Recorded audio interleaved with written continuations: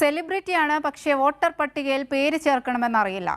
വിദ്യാഭ്യാസമുള്ള ഒരുത്തനും നമ്മളെ പാർട്ടിയിലില്ലേ? ഏറ്റുമാനൂരിലെ NDA സ്ഥാനാർത്ഥിയാകാനെത്തിയ വീണ നായർക്ക് തിരിച്ചടിയായത് ജനാധിപത്യ ബോധത്തിന്റെ കുറവ്. നീ അപ്പൊ അങ്ങനെ ചെയ്തത് നന്നായി. ഇല്ലെങ്കിൽ ഈ കേസിൽ ഞാൻ ഒറ്റപ്പെട്ടു പോയനെ. ഞാൻ മുന്നേ വോട്ട് ചെയ്തിട്ടുണ്ട്. BJPക്ക് തന്നെ ഞാൻ പ്രസന്നകുമാരി ടീച്ചറിന് ഞാൻ വോട്ട് ചെയ്തിട്ടുള്ളതാണ്.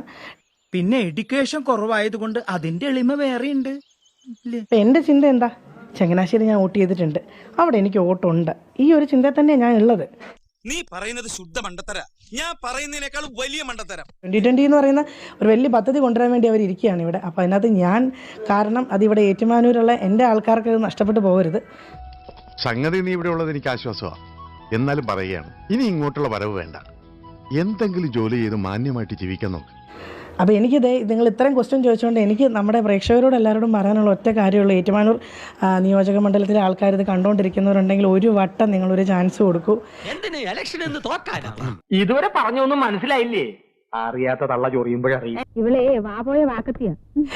തീർച്ചയായിട്ടും എൻ്റെ റിക്വസ്റ്റാണ്, ഒരു വട്ടം കഴിഞ്ഞ 50-55 വർഷങ്ങളായിട്ട് മാറി മാറി കൊടുത്തില്ലേ, ഒരു വട്ടം ഒന്ന് ചേഞ്ച് ചെയ്യാൻ ഒരു അവസരം കൊടുക്കുക. നീ ഒന്ന് പോടാ, നീ പണ്ടേ ഉടായിപ്പാ. ഇത് നിങ്ങൾ ഇടണം, ഇത് കട്ട് ചെയ്ത് കളയരുത്. ഉടൻ ഉണ്ടാവും. ഇത് കട്ട്, ഇപ്പം ഞാൻ ഈ പറഞ്ഞത് കട്ട് ചെയ്ത് കളയരുത്. കിട്ടാനുള്ളതോ കിട്ടി, ഇനി അടുത്തതും കൂടി നമ്മൾ ചോദിച്ചു വാങ്ങണോ തോമേട്ടാ? പ്രചരണ രംഗത്ത് പറ്റുന്ന പോലെ മെയിൻ എല്ലാ പരിപാടിക്കും ഞാൻ ഇതിന്റെ ആൾക്കാരുടെ കൂടെ ഉണ്ടാവും ഇവിടെ. ഇനി നോക്കണ്ട, മോങ്ങാനിരുന്ന പട്ടിയുടെ തലയിൽ തേങ്ങ വീണത് തന്നെ. അപ്പൊ ആ ഒരു രീതി തന്നെ ഉണ്ടായിരുന്നതും. അപ്പൊ അതിനകത്ത് വേറെ നൂലാമാലകളൊന്നും ഇല്ലല്ലോ, വോട്ട് ചെയ്തിട്ടുണ്ടല്ലോ, അതിനകത്ത് ഇപ്പൊ വേറെ പ്രശ്നങ്ങളും തടസ്സങ്ങളും ഇല്ലല്ലോ. ഇവന് കുറച്ചു ബുദ്ധി ഉണ്ടായിരുന്നെങ്കിൽ മന്ദബുദ്ധി എന്നെങ്കിലും വിളിക്കായിരുന്നു, അതും ഇല്ലാതായി.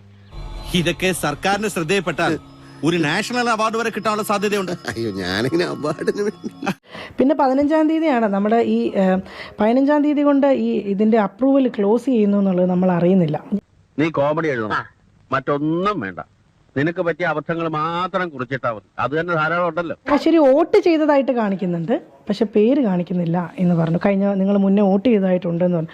ഓ, ഈ പൊട്ടൻ എന്ന് പറയുന്നത് കമ്പ് മുഴയൊന്നല്ല, ഇവൻ തന്നെ.